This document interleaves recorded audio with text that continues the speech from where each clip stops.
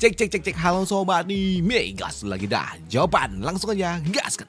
Mereview sedikit dari part sebelumnya. Saat ini Zofan pada akhirnya dia pun berhasil menitipkan Qin kepada Sekte Xuanlang untuk dapat dijaga dan juga diwanti-wanti jangan sampai kenapa-kenapa. Dan setelah rencananya berhasil dan mereka pun pergi, di sini Zofan dia pun keluar dari dalam ruang hampanya. Namun ternyata Yelin dia kembali dan bertanya kepada Zofan bagaimana bisa Zofan dia menunjukkan sesuatu yang luar biasa seperti yang sebelumnya. Tapi untuk Zofan dia nggak peduli dan mengabaikannya begitu aja, yang membuat Yelin dia meminta kepada Zofan untuk kembali menceritakan bagaimana bisa Jawaban menciptakan Susanoo. Oh, itu kan punyanya Uchiha. Namun di sini Yelin dia juga mengatakan kalau dia sebelumnya membawa Qin untuk dapat bertemu dengan Zofan untuk yang terakhir kalinya, yang membuat Zofan pada akhirnya dia pun menceritakan bagaimana bisa dia menciptakan Susanoo menggunakan petir api hitam dan juga Long Jidan yang diberikan oleh Lang Su, yang membuat Yelin dia pun senang ketika penasarannya sudah berakhir. Dan untuk Zofan dia juga menitipkan kepada Yelin tentang Qin yang ada di Sekte Xuanlang, yang membuat Zofan dia pun senang ketika Yelin akan menjamin Qin. Dan beberapa hari kemudian, kini mereka semua telah kembali ke Sekte Xuanlang dan para tetua mereka melaporkan kepada kedua Supreme tentang apa yang telah mereka temukan tentang penyelidikan yang sebelumnya. Di sini tetua O dia mengatakan kepada kedua Supreme kalau mereka bertemu dengan sosok misterius yang sangat mengerikan, tingginya 300 meter, kaki yang menapak bumi dan memiliki tekanan yang sangat mengerikan dan juga menakutkan. Di sini tetua O dia kembali mengatakan kalau sosok yang mereka temukan memiliki tubuh yang warnanya hitam, diselimuti oleh api hitam dan juga memiliki mata yang besar, kuning dan juga menyala terang seperti bintang yang terbakar, dan itu terlihat seperti sebuah matahari tapi dua dengan masing-masing ukuran sejauh 10 meter yang sangat mengerikan, memancarkan kilauan yang cukup menakutkan. Ucap dari tetua O yang membuat kedua Supreme mereka pun bingung. Apa? Tinggi 300 meter? Apakah kau pikir itu masih seorang manusia? Ucap dari Black Supreme. Namun di sini untuk tetua O dia pun kembali mengatakan kalau kedua Supreme tidak percaya, bisa bertanya kepada para murid-murid yang sebelumnya yang ikut bersama dengan dirinya, dan dia juga mengatakan nggak mungkin dong masa dia mau kibulin kedua Supreme. Ucap dari tetua O. Di sini tetua O dia mengatakan kalau bukan cuma dirinya doang yang melihat, tapi semua mereka yang pergi mereka melihat sosok mengerikan itu. Di sini tetua O dia kembali mengatakan dalam sekejap seluruh sekte kebenaran Tiandi mereka semua dimusnahkan hanya dalam satu gerakan dengan api kuning yang sangat mengerikan. Bahkan saat itu ketika mereka semua datang tidak menemukan satu pun jejak kehidupan yang ada tersisa di tempat itu. Mereka semua telah dilenyapkan dan kami melihat dengan mata kepala kami sendiri. Dan dia sosok itu memiliki kekuatan yang sungguh sangat mengerikan, tidak tertandingi bahkan untuk Raja Pedang tak terkalahkan yang berasal dari wilayah tengah. Sepertinya dia bukanlah apa-apa dibandingkan dengan sosok monster gila itu. Dan mungkin aja di seluruh benua tidak ada yang bisa menandingi kemengerian kekuatan yang dimiliki oleh sosok penguasa yang menyebut dirinya sebagai Kaisar Jiu. Dan dia adalah sesuatu yang sangat-sangat menakutkan. Dan sepertinya meskipun Gunung Tianmu tidak pernah lagi menunjukkan dirinya di dunia, tapi mereka memiliki kekuatan yang sangat mengerikan walaupun mereka telah menarik diri dari urusan dunia. Tapi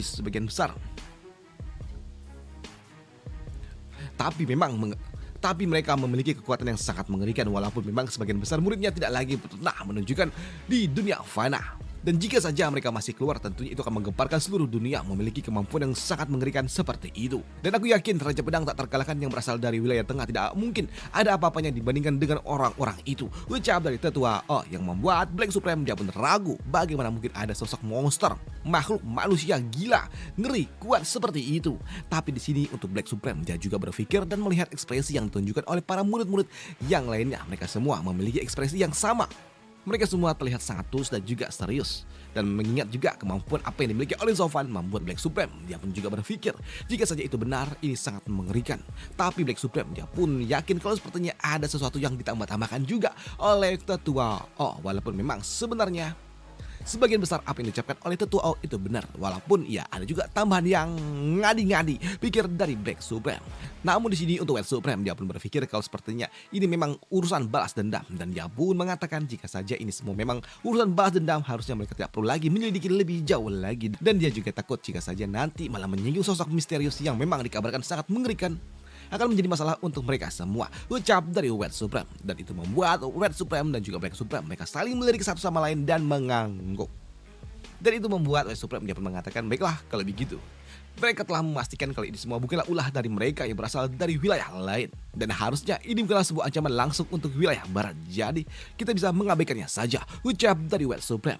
Di sini White Supreme dia mengatakan kalau 5 sekte yang sebelumnya mereka telah dimusnahkan itu akibat ulah dari mereka sendiri. Karena telah berani-beraninya memprovokasi sesuatu yang sangat mengerikan seperti itu. Seseorang yang tidak harus mereka sentuh, ucap dari White Supreme. Di sini White Supreme dia pun mengatakan kalau mereka tidak perlu lagi memprovokasi apa yang tidak perlu mereka provokasi dan biarkan saja itu semua menjadi masa lalu. Di sini White Supreme dia juga meminta kepada Tetuado untuk memberitahukan kepada sekte-sekte lainnya kalau masalah ini semua telah terselesaikan dan tidak ada hubungannya dengan konflik antar wilayah. Jadi biarkan mereka dapat sedikit bernapas lega. Dan siapa yang tahu kalau ternyata di luar sana masih ada sosok yang mengerikan yang seperti Gunung Tianmo, ucap dari White Supreme yang membuat Tetuado dia pun paham dan dia akan segera melaporkan kepada semua sekte-sekte yang tersisa untuk tenang dan jangan lagi terlalu kerasa kurusuk tentang peristiwa kehancuran dari 5 sekte yang sebelumnya. Namun di sini untuk Black Supreme dia pun mengatakan dengan kehancuran dari 5 sekte yang sebelumnya tentu itu juga membuat sedikit kekacauan bagi mereka wilayah barat, mengingat ketika mereka telah disingkirkan ada slot-slot yang ditinggalkan oleh mereka para sekte-sekte penguasa yang membuat Black Supreme dia pun bertanya apa yang harus mereka lakukan yang menguasai dan juga mengawasi wilayah-wilayah yang ditinggalkan oleh kelima sekte. Dan itu membuat White Supreme dia juga agak sedikit bingung dengan apa yang harus ia lakukan, mengingat wilayah yang ditinggalkan dari pengawasan kelima sekte tentunya sangat luas hingga membuat White Supreme dia pun juga berpikir apa yang harus mereka lakukan. Tanpa adanya sebuah pengawasan tentunya akan sangat berbahaya dan itu bisa menjadi sebuah celah yang dapat dimanfaatkan oleh wilayah tengah jika mereka ingin menyerang wilayah barat, ucap dari White Supreme. Dan itu membuat White Supreme dia mengatakan seharusnya mereka tidak perlu memprovokasi sosok misterius yang berasal dari Gunung Tianmo, tapi kerugian yang telah mereka dapatkan tentunya cukup membuat wilayah barat cukup terguncang, ucap dari White Supreme. Karena memang sejatinya kehilangan 5 sekte itu bukan hanya kehilangan kekuatan tempur, tapi juga kehilangan sistem pemerintahan yang ada di sebagian wilayah. Karena setiap sekte mereka mewakili dan juga mengawasi beberapa kekaisaran yang ada di sekitaran dari tempat mereka. Contohnya sekte Tianxing, walaupun dia hanyalah 3 sekte pelindung, tapi di bawahnya ada beberapa kerajaan-kerajaan yang berada di bawah pengawasan dari mereka. Dan jika tidak ada yang mengawasi, tentunya itu akan sangat berbahaya untuk wilayah barat. Di sini dia juga mengatakan dengan kosongnya 5 wilayah yang ditinggalkan oleh kelima sekte itu artinya 1/5 wilayah yang ada di sisi barat ataupun wilayah barat ataupun benua barat. Ya gitulah, artinya kosong tanpa adanya sebuah pengawasan. Dan jika saja hal ini sampai dimanfaatkan oleh wilayah tengah untuk dapat menyerang wilayah barat, tentunya ini akan sangat menakutkan, ucap dari White Supreme. Dan itu membuat Tetua O dia pun meminta kepada kedua Supreme untuk memberikan sebuah saran.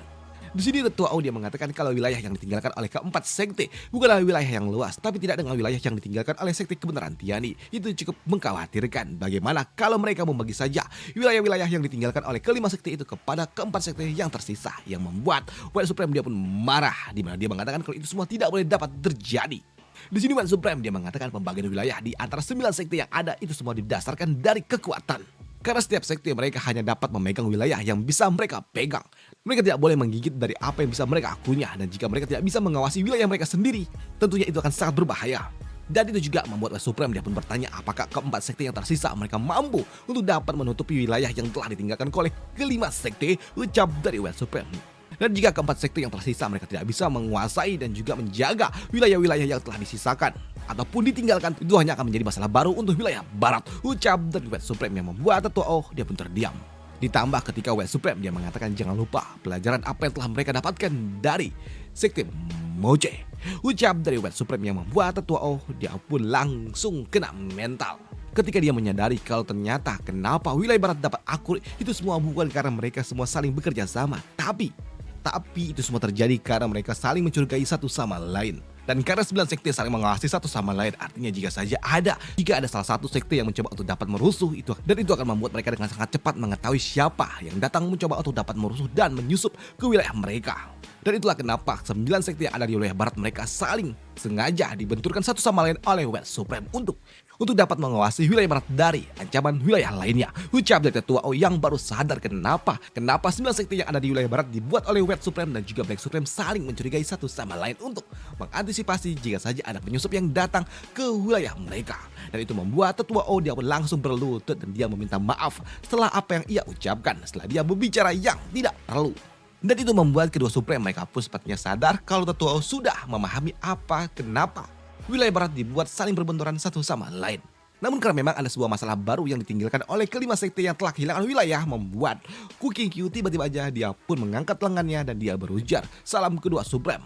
Junior ini memiliki sebuah usaha meskipun Junior ini juga tidak tahu apakah ini layak untuk dapat diucapkan. Ucap dari Q yang membuat Supreme dia pun meminta kepada Q untuk mengucapkan apa yang ingin ia ucapkan. Yang membuat Q dia pun mengatakan kalau 9 sekte yang ada di wilayah barat sudah lama memegang wilayahnya masing-masing.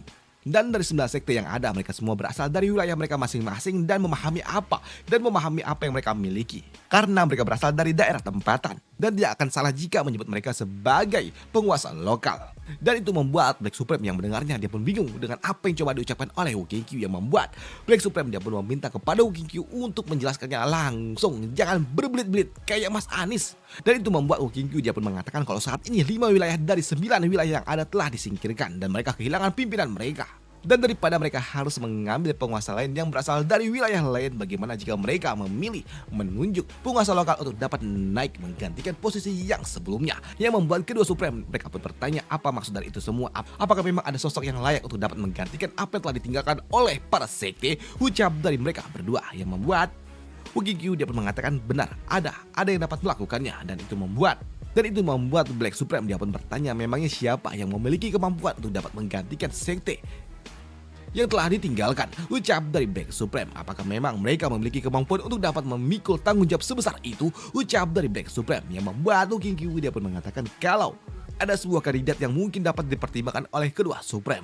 Bahkan dirinya bersedia untuk dapat menjamin secara pribadi tanggung jawab ini. Di sini Q dia pun mengatakan kalau sebelumnya dia pergi ke Tianyu bersama dengan beberapa murid yang lainnya. Dan mereka juga menemukan sebuah aliansi yang disebut sebagai Luomeng yang berasal dari Kekaisaran Tianyu. Dan mereka memiliki pemimpin yang sangat luar biasa, cerdik, dan juga dapat memperlakukan orang lain dengan sangat baik. Dan dia memiliki kerendahan hati dan juga mendapatkan kesetiaan yang sangat luas. Di sini Q dia pun mengatakan kalau aliansi Luomeng itu sungguh sangat luar biasa. Mereka penuh dengan para kultivator yang sangat berbakat dan banyak sekali para ahli yang berasal dari sekte Moche. Mereka tinggal di tempat itu. Dan kedepannya jika saja mereka mendapatkan dukungan dari sekte Xuelong, aku yakin mereka pasti mampu tumbuh lebih cepat dan mampu menahan satu sudut yang telah ditinggalkan oleh sekte-sekte yang sebelumnya. Ucap dari Q yang membuat kedua Supreme mereka pun tidak percaya kalau ternyata ada kekuatan sekuler yang mampu mendekati kekuatan yang dimiliki oleh sebuah sekte. Dan itu membuat Supreme dia pun bertanya bagaimana menurut dari para murid-murid yang sebelumnya, yang membuat mereka pun setuju untuk dapat mempertimbangkan Luomeng sebagai kandidat untuk menguasai wilayah yang telah ditinggalkan oleh sekte-sekte yang sebelumnya. Yang membuat Black Supreme dia pun tidak menyangka kalau ternyata mereka semua memiliki ikatan dengan tempat itu, hingga membuat mereka semua memiliki sebuah dukungan bulat kepada Luomeng. Ucap dari Black Supreme.